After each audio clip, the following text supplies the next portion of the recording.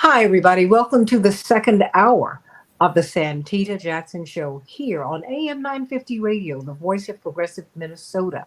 Sending Chad Larson and Brett and all of my people up there, and Gary Hines, Reverend McAfee, Spike, all of you, all of my love as we talk about, as we are on the eve, really on the precipice of the anniversary of the killing of George Floyd, yet another police killing, Dexter Reed.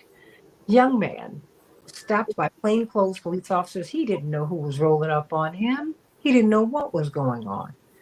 But we do know that he was shot at 96 times. He was shot maybe 5 times on the ground. All of this happened in 41 seconds. It is very clear that there's nothing he could have done to have defended himself. How does this happen? How did this happen? And I think that if you understand the context of the neighborhood, um, the beautiful neighborhood with some wonderful people, but it's also where drugs are dumped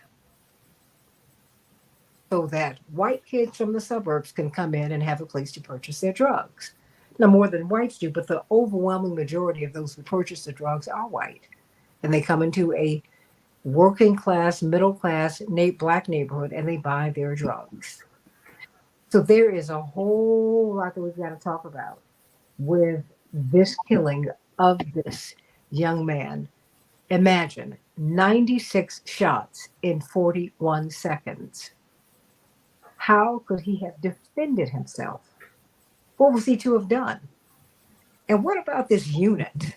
I don't know. We've got Attorney G. Flint Taylor, Fred Hampton's lawyer, the co founder of the People's Law Firm, someone who has been a freedom fighter for decades now. And you've got to get his book, The Torture Machine, Racism and Police Violence in Chicago. You've got to get that book. Indeed, it was he who dispelled the myth that the corporate media, Regina Brent from the Unity Partnership and Carlos Miller from Photography is Not a Crime, and you, Pastor Marshall Hatch, Reverend Dr. Marshall Hatch from the new Mount Pilgrim Missionary Baptist Church, the home of the Ma'afa Redemption Project.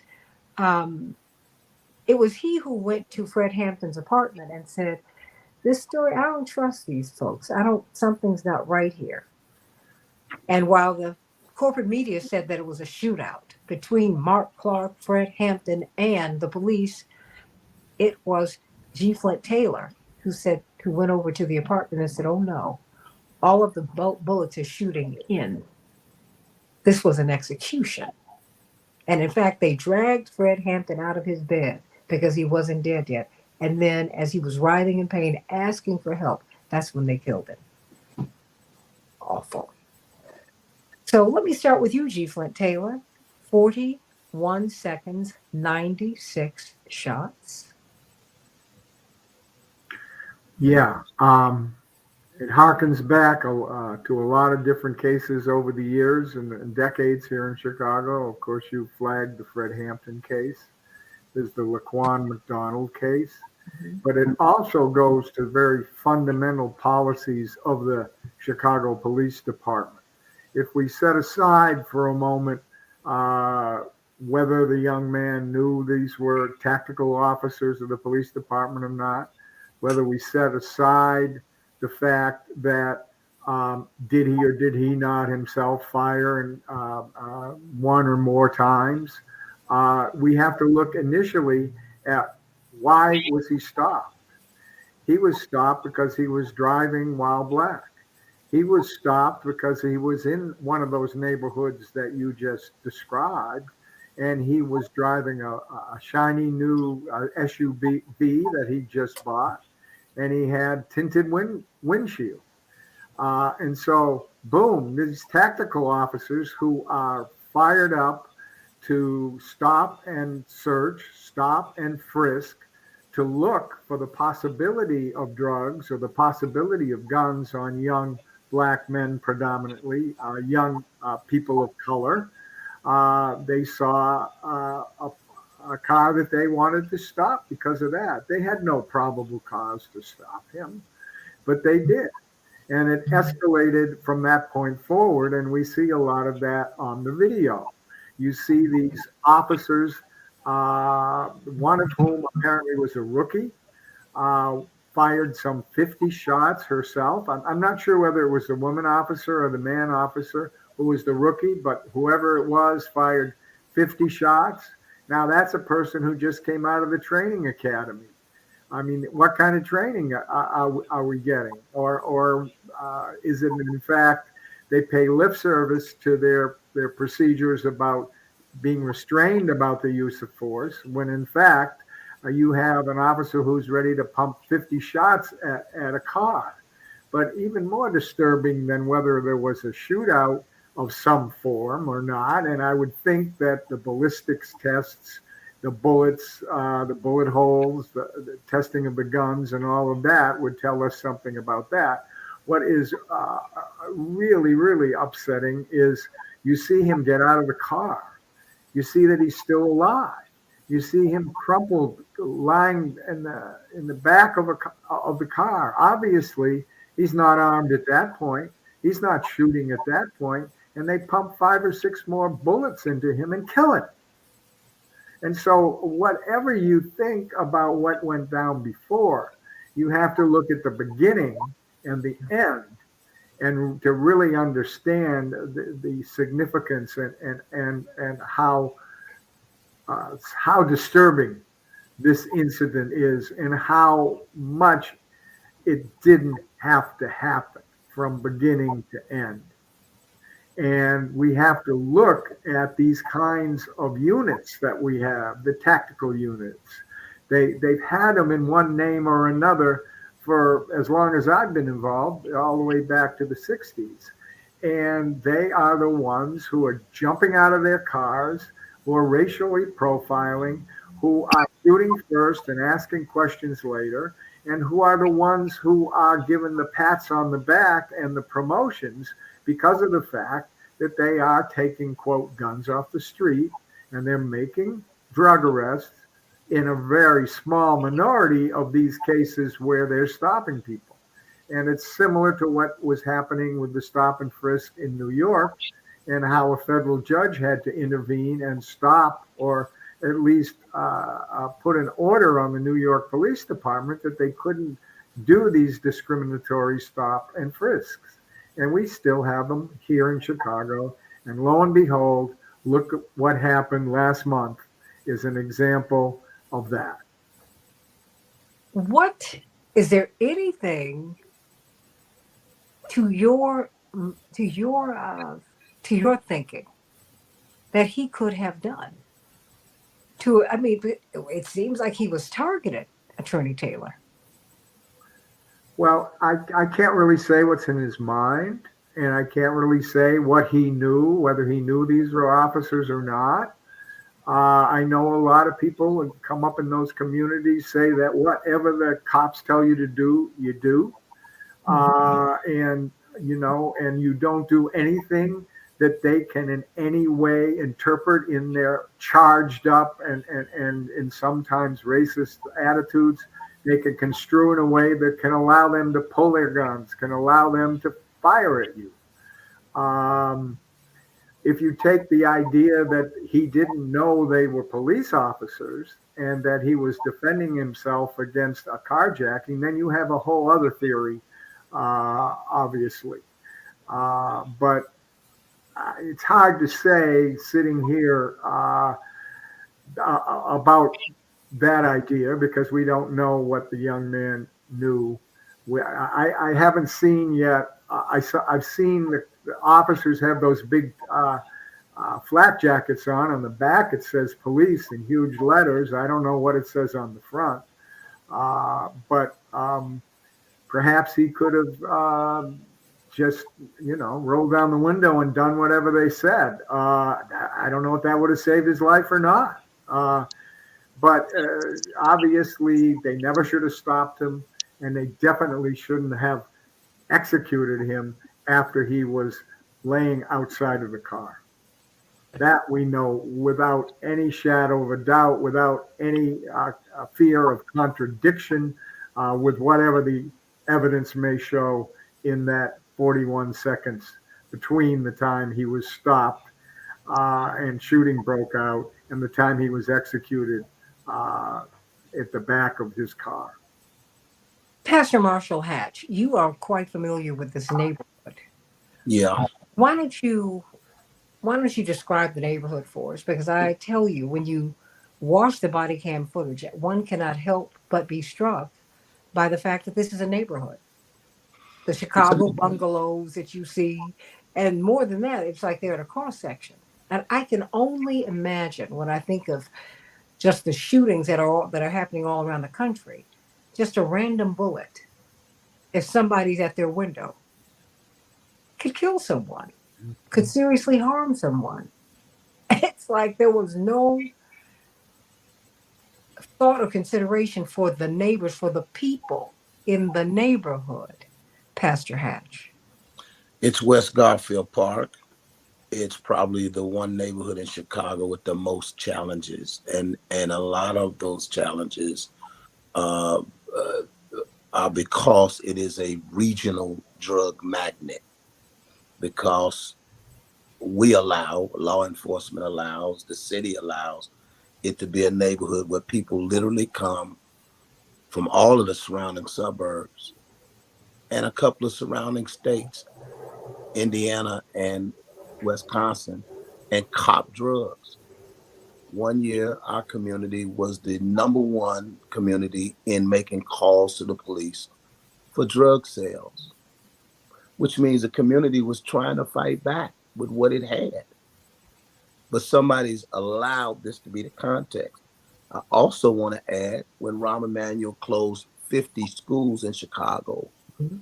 5 of them were in West Garfield Park. Mhm. Mm, And so it is a community that has been dumped on. And so imagine what policing looks like. mm-hmm. I happen to have been in the 11th district once. You know, I don't know why I was there, but kind of as a citizen, I'm overhearing the police walking around, and one of them refers to the neighborhood, "Welcome to the zoo." I So mean, they call the neighborhood the zoo, yes. where animals live. So this is the attitude. This is the attitude. And so you got these tactical units that are really like almost like lawless gangs themselves with badges and guns and in plain clothes. And I guess it is an exciting place for a rookie to be. I understand one of these were a rookie cop. And so it is that's the context. Now, because African American men have been systematically criminalized, and you have, of course, a whole historical context, often, bring up like Dwight McKee, look at all the black folk with these Irish names. These were the original slave breakers that became white when they came from Europe, from the bottom of that uh, power dynamic, and made themselves white with their ability to help socially control black people. This is how policing works in a neighborhood like that. What is not necessarily appreciated all the time, I think, and I think that Mr. Reed's case is a case in point, is the way this compounds itself.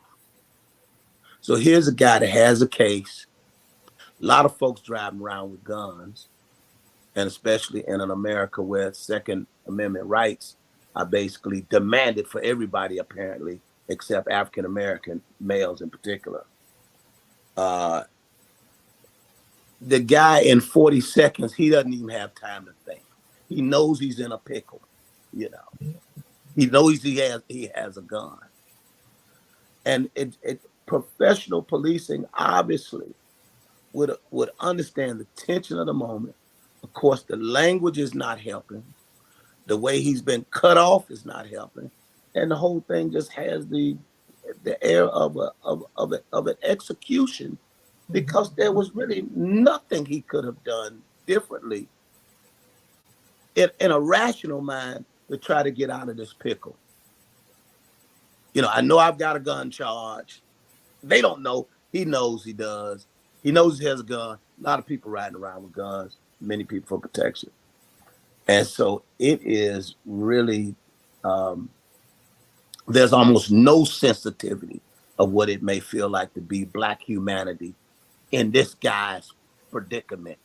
to give them some time to think. And so the professionals would have had the onus to de-escalate. Okay, let's give this guy time to think. Let's give him time to breathe. He may already have a case, like so many other people. Let's ratchet this down a little bit and find out why he doesn't want to let this window down. Why does he not just want to simply comply? And we know that this needs to be investigated because these police, the first thing they did was you had the woman shouting, "We all were the shooters." I don't know what that means, except this is part of the cover-up already happening. And then they couldn't be that sharp because they come up with the lamest reason in the world for stopping the guy in the first place, which means this is something that is an afterthought.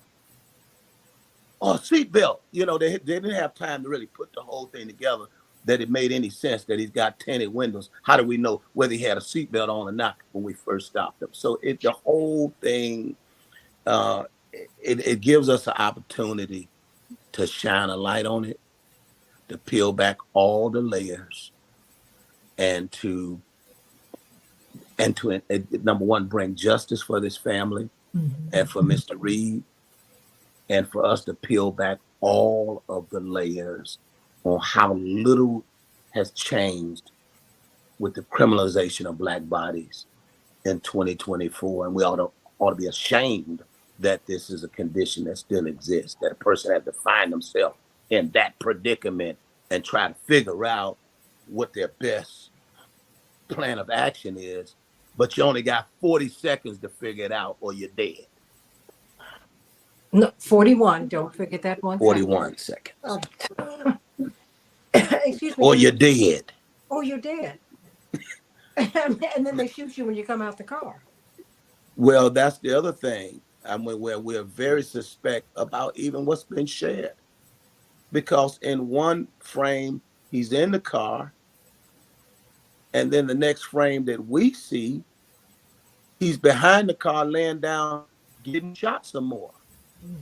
And so the people in the community is saying that's because they didn't show where he got out with his hands up. Because at some point, he must have figured out, well, maybe I just need to take the gun charge again, comply, well, let me get out. Not knowing that he becomes instant target practice for people who are rehearsing all the lines. All right, make sure you say real loud, get out the car, please comply. I mean, we all know this is a setup for getting off of preparing to commit an execution.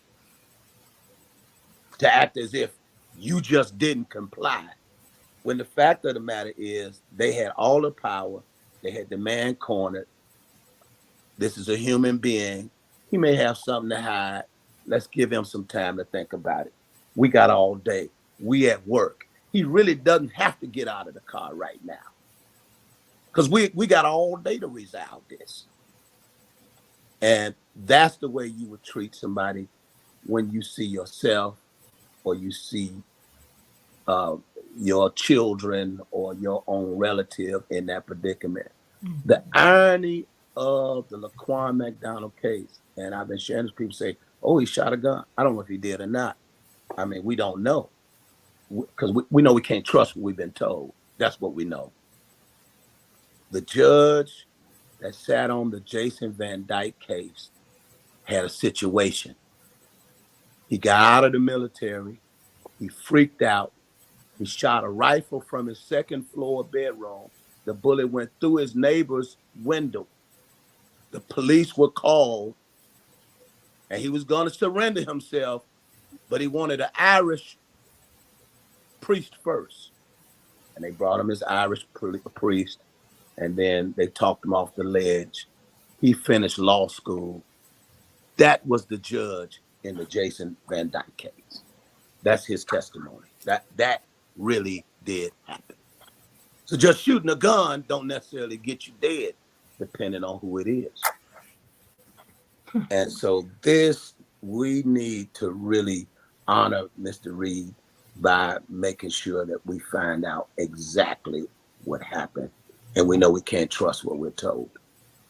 And we do mean exactly what happened. When you have that kind of neighborhood, You don't know who the good guy and who's the good guy, who's the bad guy. But we do know, Carlos Miller, that we do have the body cam footage. Even in this day of AI, photography is not a crime. Indeed, this has been uh, your work. Photography is not a crime. What is that? Well, photography is not a crime is a a blog that I started in 2007 after I was beaten and arrested by Miami police where I live for taking pictures. I'm a journalist, and I was taking pictures of them making an arrest on the side of the road. And this is in 2007, and they just beat the crap out of me. So I started a blog to educate police and educate citizens because at the time, most people had no idea that we had the right to record. This was during George Bush's war on terror. So cops and security guards were looking at anyone with a camera, a professional camera, as terrorists. It doesn't make sense.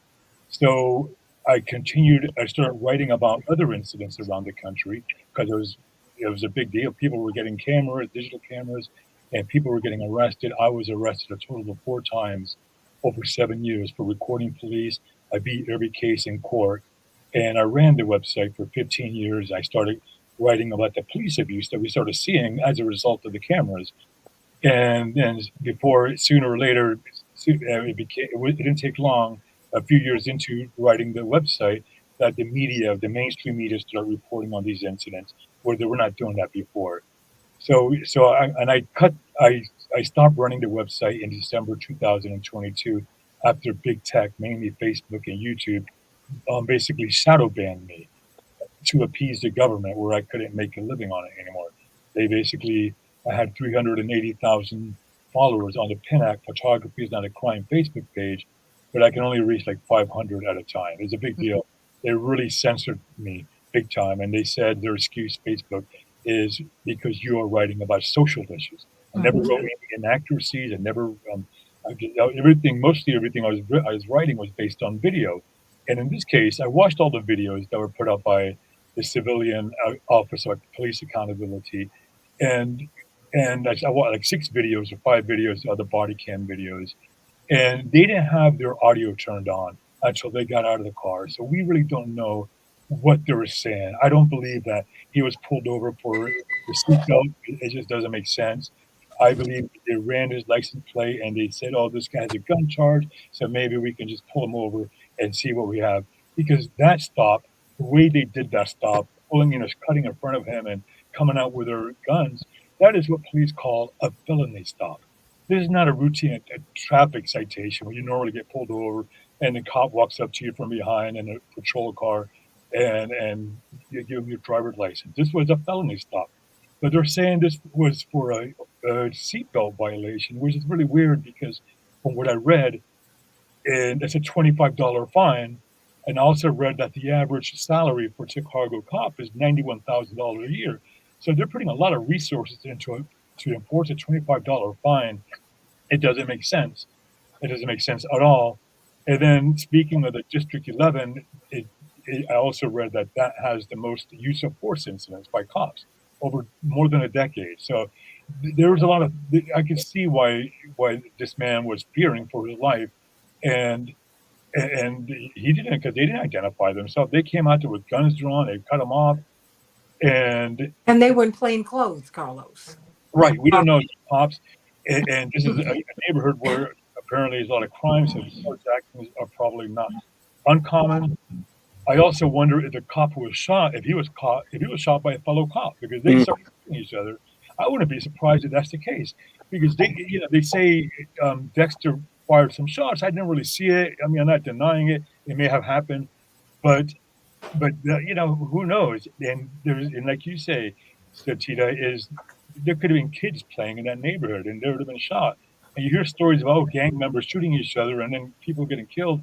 Well, that could have happened here as well. And then I keep reading on Copa, they saying the 4 of those cops were involved in another incident over a seatbelt violation. They didn't really give details, but they said those cops are under investigation for another incident that took place a little bit before this one. And also, speaking of the Laquan McDonald shooting in 2014, the feds put a consent decree on them requiring the Chicago police to reform itself. And a report came out just about a month ago by WTTW, where they have only completed 6% of the requirements they're supposed to do over 5 years. And for that 6%, taxpayers have paid independent monitors $15 million. So they're paying these people all this money, and nothing's really getting done. And it's just a big joke. And then, yeah, so again, I mean, it seems like they could have made the excuse. They're going to come up with an excuse. They could have blamed the tinted windows because at least that's visible, and that's illegal in Chicago as well. But the whole thing, it still doesn't require a felony stop. So there was much more to it that we're not hearing. And I think he was being profiled. I'm not sure the legalities to pull someone over based on a prior arrest. It seems like they have to make up some kind of reasonable suspicion. But how do they know? How do they know he wasn't wearing a seatbelt? And why are they enforcing seatbelt violations if they're for a $25 fine? It doesn't make sense at all. So yeah, it's going to be a lot more coming out, I believe, over the next few weeks and months. But we're going to have to do the investigating. Regina Brent, the Unity Partnership, and you've been meeting with, excuse me, law executives. I mean, this is something that has alarmed a lot of people. And the more that we hear about it, I just saw it on CNN. Saw this story on CNN a couple of nights ago. But the more people hear about it, and the more you see the body cam footage, you just say, this is awful. And when you hear 96 shots in 41 seconds, well, first of all you have to do is watch the body cam footage. You say, what is going on here? Then you look around and you see they're in a neighborhood. Regina Brent, what are law enforcement executives and what are the police saying? And what do you say as a citizen? Yeah. Thank you, Santita. It's a pleasure to always see you, and it's an honor to be on such an esteemed panel here today. And I got a little cough like you do, so Mike, I do. I was hoping that I would put this on mute, but I see I can't. I just want to say hello, everybody. I just got off my own monthly law enforcement call that I conduct every month with chiefs out here in DuPage County. We've had this organization in existence for about 7 years. And the reason for it is because of Eric Gardner and Trayvon Martin, and Sandra Bland was a friend of mine. She went to my church out of DuPage AME Church. She was like a sister to us. She was on a missionary board. So that I felt living out here after being my whole life in Chicago, that I would never live in an area in which I did not know what was going on between the community and policing. Because I have a son, he's now 52 years old. He's a Navy officer and he's done well in life, but he's Black. The other part I want to say is in reference to Mr. Reed.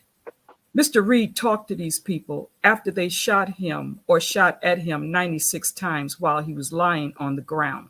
He says, my gun is over there.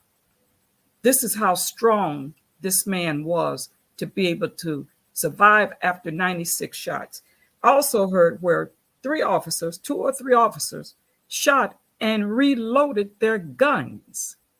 Reloaded as if they were on a war zone or in a war zone based on where they were. I would venture to say, Santita, nobody cares. Nobody cares, because I'll take it a little higher than what you guys have been saying today. I blame government. We have a president of this United States who is sending millions and billions of dollars over to Ukraine and giving missiles and all these other kinds of things to Israel to stop the violence in a country he is not even responsible for. And yet he cannot provide a George Floyd bill to be signed holding police accountable to eradicate qualified immunity.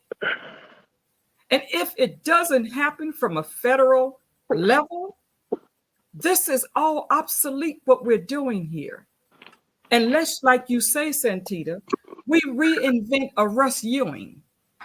Do you remember Russ Ewing? Absolutely, Channel 5. He used to go, Reverend Hatch, to de-escalate the situation.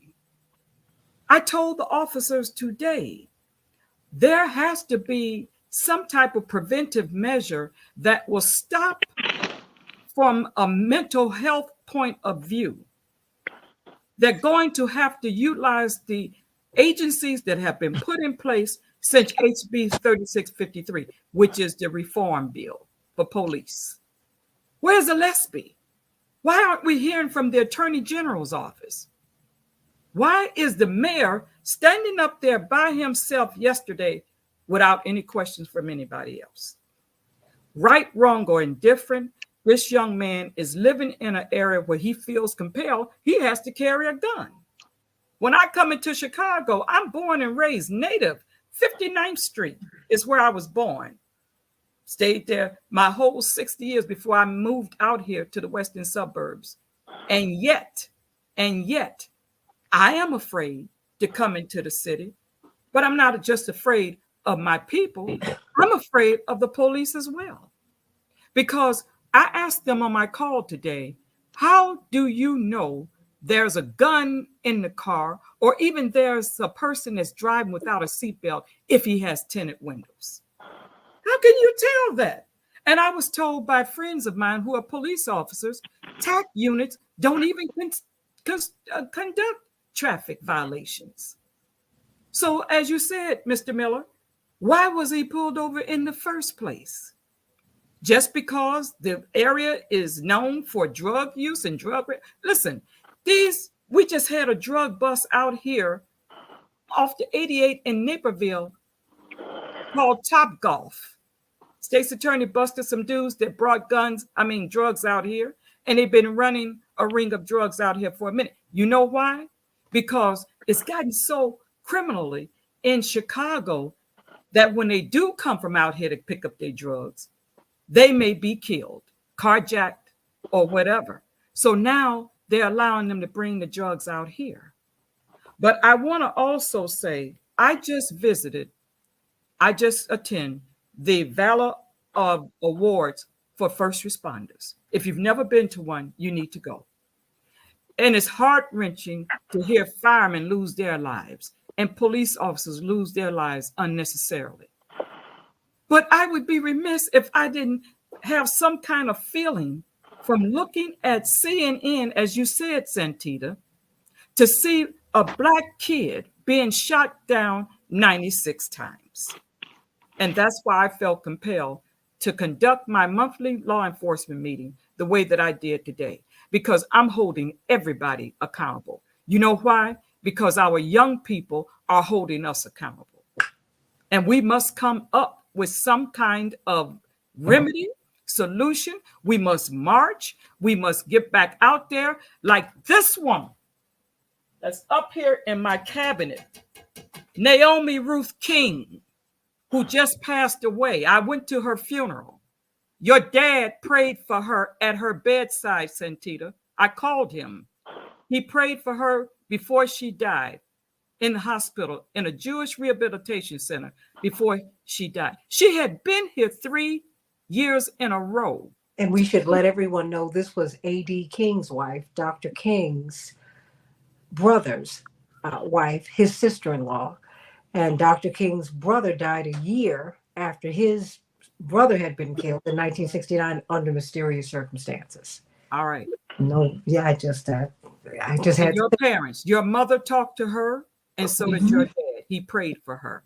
But I'm just saying, we cannot allow those people to carry the torch as long as they have to make a difference in our communities as Black people and not stand up and do anything about it. I'm sick and tired of hearing it. I couldn't sleep last night. It broke my heart to see that kid laying on the ground after he was shot 96 times, which was an overkill. That was an overkill. You stop shooting when the threat is over. Well, when was the threat over? Well, you know what? I tell you, Regina Brent, Dwight McGee, this brings me to you, and it'll bring me back to you, Attorney G. Flint Taylor. Something, as you said in the last hour, Dwight, is rotten in Denmark. You've got a neighborhood, that where they deposit drugs. And drugs are sold there. white kids come there to buy their drugs. White folks from LaSalle Street, they go there, they know where to go to buy their drugs. And then you've got these tactical units who are unmarked. We don't know who they are. We don't know what they do. Something about this. Look, y'all, I did math in college. You might not like what is put into the equation, but the equal sign yields what it yields. We just might not like everything that's been put into this equation. But you better get honest about what really happened here, Dwight. Something ain't adding up. Hmm. Yeah, because this makes no sense as a traffic stop, none, but it makes perfect sense as a pretext to something else. And there's no logical reason for you to get out of your car, 5 cars, 5 guns on a traffic stop on a seatbelt charge. Seatbelt, Particularly if you Dwight. can't see that he can't see whether or not he's wearing a seatbelt. And to somehow, rather than as a typical traffic stop usually involves, run your sirens, which they do have on these cars, by the way, and pull it over for you to ambush him and triangulate him, like you said, Santita, and jump out the car with your guns already out, cussing and provoking and insulting this guy. As a traffic stop, it makes no sense, but as a pretext to something else, it makes perfect sense. And so what I think investigations should start is trying to figure out what that something else really is. Because a traffic stop seems to be made up. And the other mystery in this is, is what happened to the bullet that he shot. The window didn't shatter. Nobody saw him let the window down. Nobody saw the guns or him lean out the window with the gun. Whether or not it was, he shot on the other side. I mean, that's the other mystery in this, that it could have been friendly fire. But what is very clear, Reverend Hatch, very clear, is as soon as this bullet was experienced, whoever shot it, this clearly went from a traffic stop to an execution. They decided that if one of their guys got shot, that they were going to vindicate that. In one way or another, he was going to live there dead. And there's a good chance, from all what I'm hearing of the case, is that he was alive and well when he got out of the car. He laid down to surrender, and they began to shoot him profusely out of vengeance for what he had for having him shot the other cop. And if that is the case, and it seems to be the case, then this is wholesale murder. This is not self-defense. This is not an accidental shooting. This is wholesale murder. And they should be investigated for that and charged for that. It is very interesting to me that the part of the tape that's missing is that gap between when he was in the car and when he was on the ground. What was that about, and how did that happen? Attorney Taylor, I mean, we had Lieutenant Charles Wilson from the National Association of Black Law Enforcement Officers on in the last hour. And he said this must be dealt with in the legal system. You have to charge these officers. They have to be taken through the system. They have to go through a trial. They've got to be charged and tried. That has to happen in order for the police to have some integrity. What say you? I mean, well, to have confidence in the justice or the legal system to deal with this situation, I think history teaches us the opposite. And I think what Dwight has said makes a lot of sense when you look back all the way to the Fred Hampton case. Well, what happened a couple of weeks before? The Panthers and the police got into a shootout, and a couple of police officers were killed.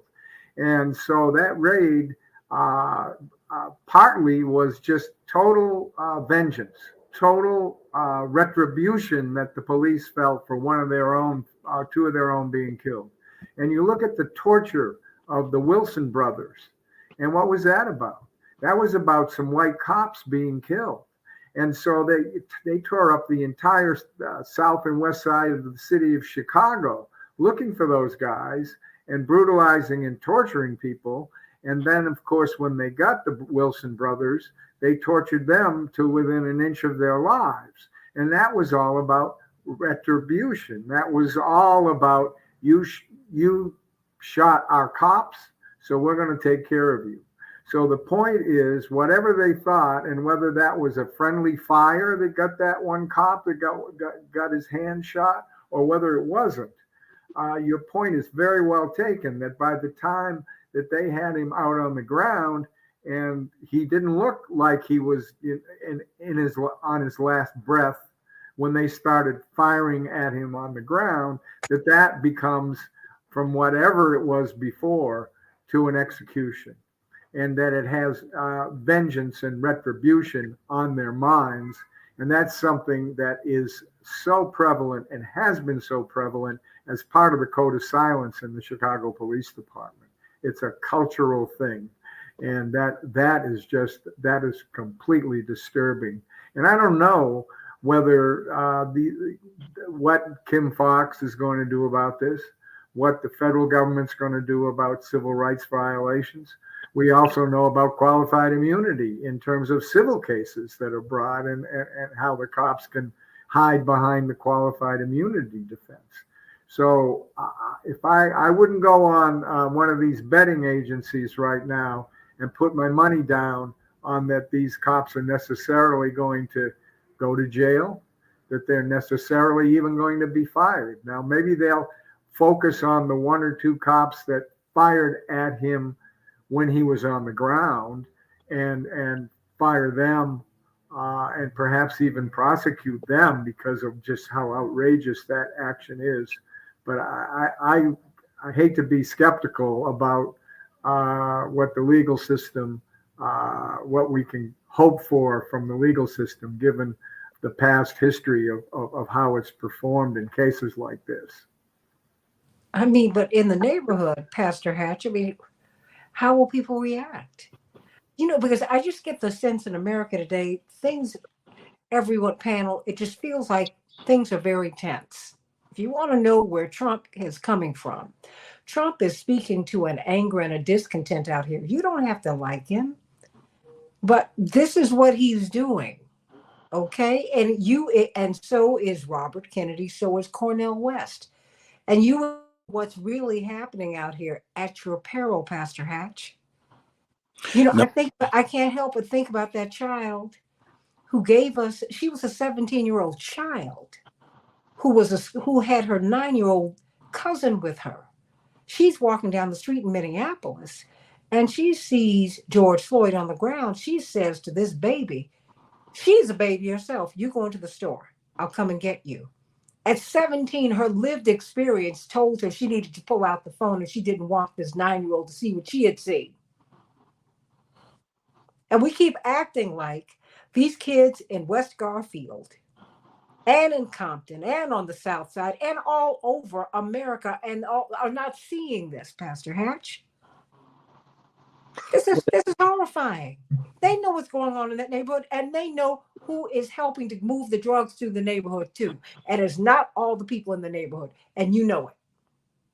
No, absolutely. No, we saw part of the protest yesterday when was somebody, I guess, thought they were going to be a counter protester, end up getting chased into the police station because people are so angry.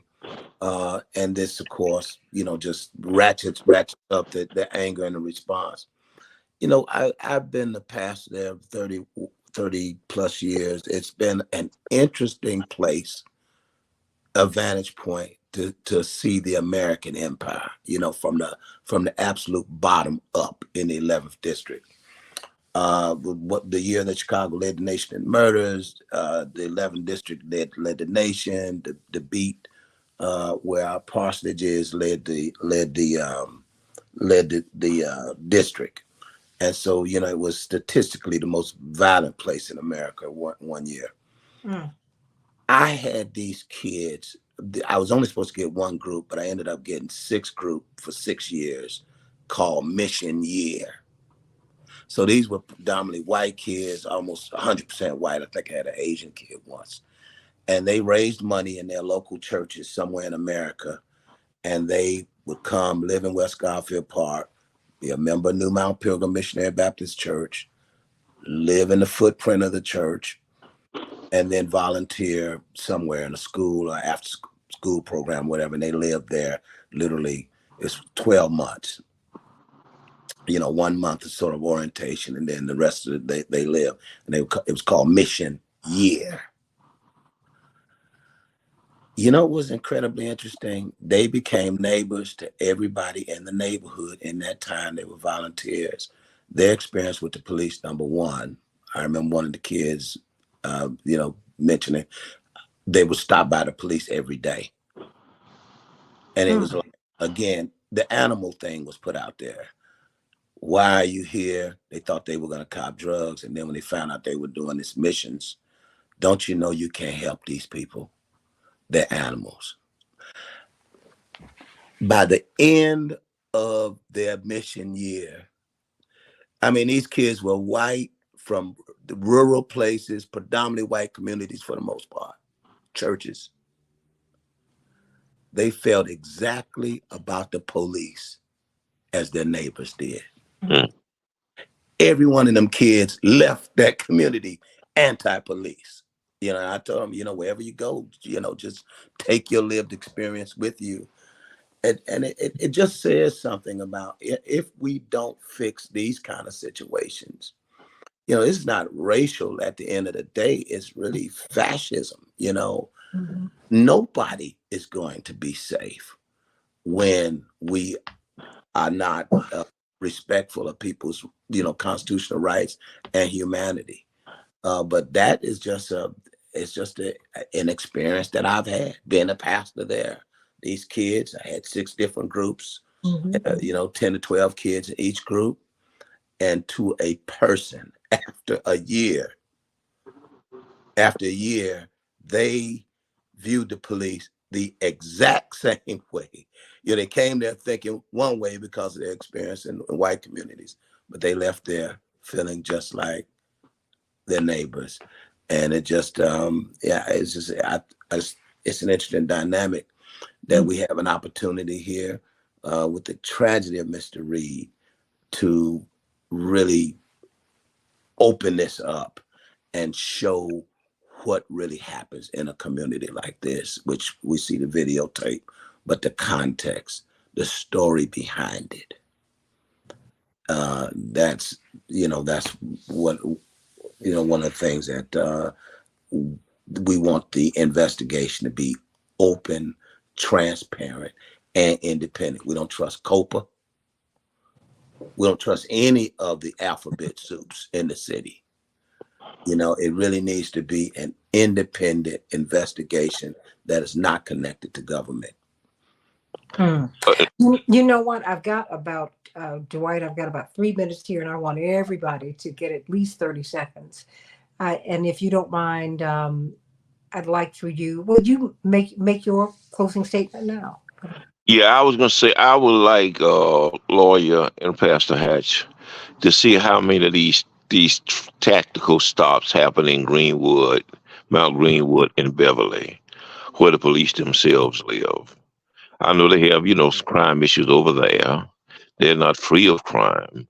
But just for a comparison, I like to see how many of these traffic stops happen in those neighborhoods and do a comparison between one neighborhood and the other. What do you think we'd find? I think we would find probably that those stops have been over there almost non-existent, other than them finding some miscellaneous black people wandering through those neighborhoods, and them being stopped. But in terms of their own communities, I would virtually say they're non-existent. You do treat your own community differently. 30 seconds, if you will, Carlos Miller. Photography is not a crime. Thank goodness we have the footage. I just wanted to say that I agree with Ms. Brent that this comes from the federal government. Biden, when he took office, despite the whole George Floyd thing, he gave billions of dollars to the police in his attempt to appease them because the Republicans were calling, oh, you're defunding the police. So we have all these extra cops when we have better things to spend money on, and you lower the standards. And so, yeah, it's Biden, Trump. I mean, they're both Democrats, Republicans are both part of this problem. It is fascism, and this dehumanization that you talked about, Pastor Hatch. The animals. I see that a lot in Israel. When Israel, the genocide we are funding, that the Israeli government calls the Palestinians animals. Mhm. And it's funny. I was doing some research, and in 2003, when the IDF from Israel started training American cops, that's when police shootings went up. So, Israel is just an extension of our criminal justice system, and except they operate without a constitution, and here they supposedly operate with a constitution, but we see in this case they don't really care about the constitution. Brilliant point. 30 seconds, Mrs. Regina Brandt. Thank you, Santita, again. I appreciate it. It's good seeing you. I'm looking at Ahmad Diallo out of New York, shot 41 times. Mm-hmm. Remember that? New Yes. York City. And I'm looking at Fernando Castillo, who had a gun in the car. He told him he had a gun in the car, and yet they blew his brains out. I'm saying this will stop when legislation gets better. That's the only way we're going to be able to prevent these type of things from happening, is to make law enforcement accountable for what they do. Someone asked me once, a black chief out here in a Democratic meeting one day, he says, Regina, do you think the police actually gets up every day with the intentions of coming out here to kill someone? I said, no, I do not, William.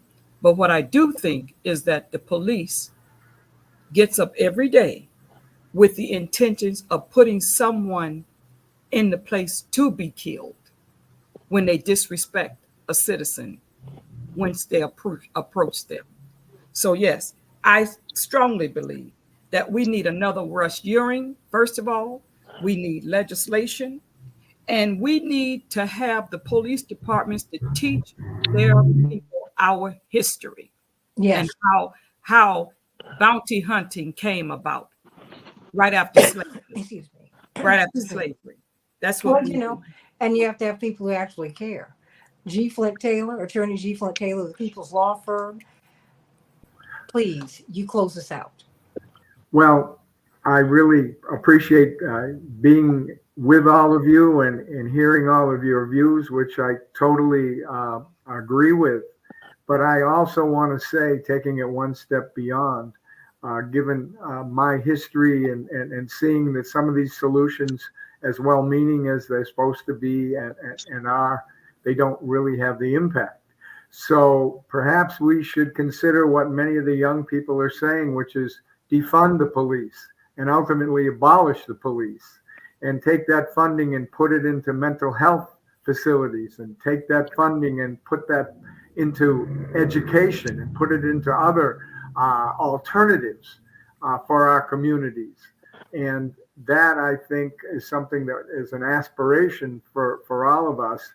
And when these incidents and the numbers that you said, 99 shots fired in Fred Hampton's apartment, 16 shots fired at Laquan McDonald, 41 shots fired in New York to Diallo. And then, of course, now we've got 96 shots.